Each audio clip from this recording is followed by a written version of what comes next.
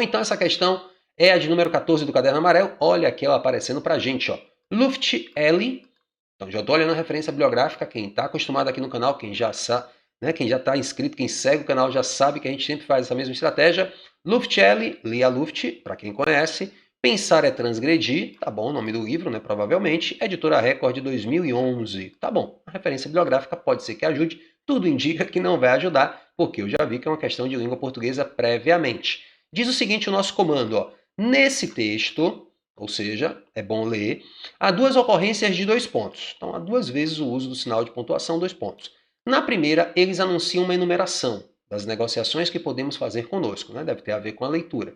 Na segunda, eles introduzem o quê? Tá bom? Então, é uma questão que vai trabalhar um conhecimento gramatical e, portanto, é interessante saber algo, revisar algo sobre os 2 pontos. Então, olha só, fiz aqui uma mini aula, como de costume, para você não ter só o gabarito, você revisar também alguns aspectos sobre esse tópico gramatical.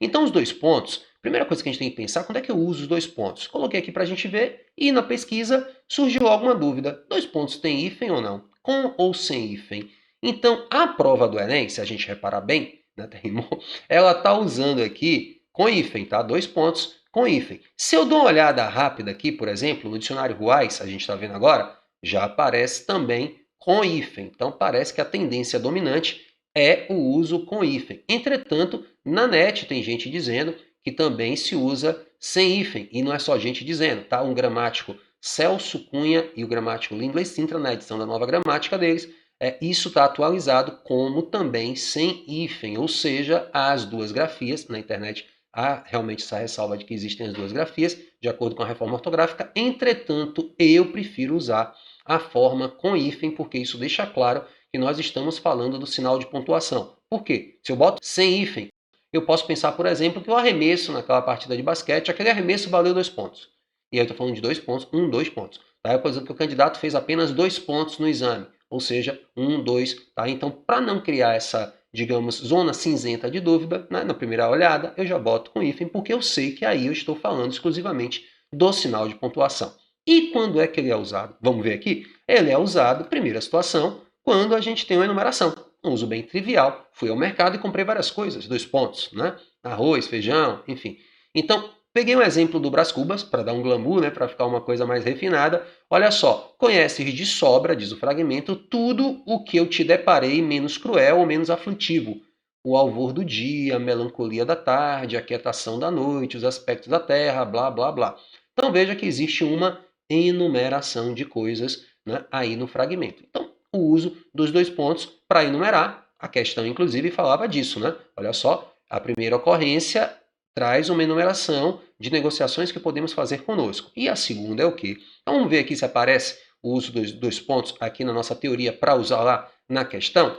Uma outra possibilidade é uma citação. Virgília refletiu um instante, levantou os ombros e disse com gravidade: "Ah, tô velha, ninguém mais repara em mim." Ou seja, uma possibilidade de uso de 2 pontos, bem trivial, é introduzir um diálogo. Para isso, a outra versão aí, ou a gente poderia colocar aspas na fala da personagem. Repare que eu botei aspas porque eu estou citando Brás Cubas, tá? Estou citando Machado de Assis. Mas eu posso dizer isso. Pedro disse 2 pontos. Aspas, não vou, fechou aspas, tá bom? Ou então travessão. São usos possíveis para introduzir um diálogo na forma padrão, tá bom? Não vou entrar aqui em casos especiais, como é o caso, por exemplo, de Saramago.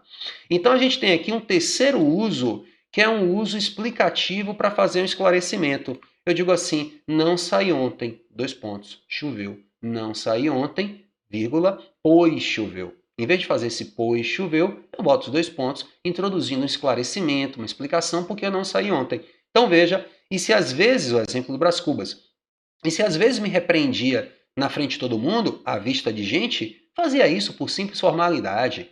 Em particular, dava-me beijos. Então veja, e se a pessoa me repreendia na vista de todo mundo, fazia isso por uma simples formalidade, pois, em particular, privadamente, me dava beijos. Então isso, a gente vê aí que os 2 pontos estão introduzindo uma explicação, um esclarecimento. É também comum a gente usar os 2 pontos quando eles aparecem com algumas palavrinhas, né? Observação, nota, né? Nota, sempre boto na aula, nota, exemplo, tá bom? 2 pontos, nota, 2 pontos, observação, 2 pontos. Então não deixa de ser uma enumeração, mas é só para a gente lembrar.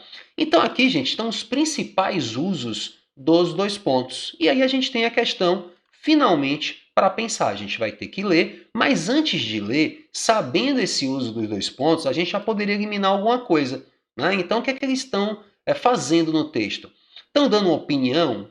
Não é muito a cara. Uma explicação? Estou gostando da letra B, tá vendo? É uma conclusão? Não, conclusão é mais explicação, esclarecimento. É uma comparação? Estranho, tá? É uma retomada da ideia? Estranho. Sem ler o texto, dá para já ter uma vontade de marcar a letra B. Então, você já me diz aí se é o seu desejo ou não. Inclusive, antes de terminar aqui a questão, não te peço mais nada, só compartilhe esse vídeo com algum amigo seu, bote num grupo de WhatsApp, de Telegram, que tenha a galera que vai fazer o Enem, tá? Isso é importante para o vídeo circular, para a gente ter novas dúvidas, gravar mais em mais episódios, tá bom? Então faça aí digamos, esse favorzinho, é só isso que eu te peço nesse vídeo. Tá bom? Então vamos ver aqui, ó, o que é que o texto diz para matar a questão finalmente, ó. Muito do que gastamos e nos desgastamos nesse consumismo feroz podia ser negociado com a gente mesmo.